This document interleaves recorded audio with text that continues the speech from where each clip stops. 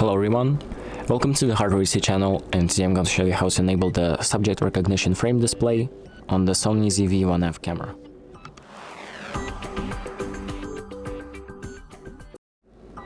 So the first thing that we're going to do is open up the settings by pressing the menu button. Then we're going to go to the focus section, so this purple section right here.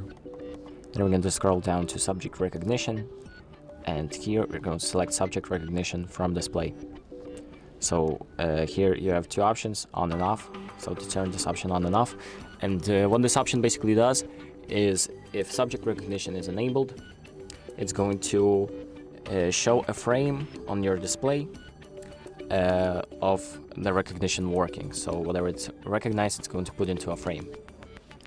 So just select if you want it enabled or disabled, and once you've done that, you can just exit out the settings and your options will be saved automatically. So that's about it. Thank you for watching. I hope this video helps you, and make sure to like and subscribe.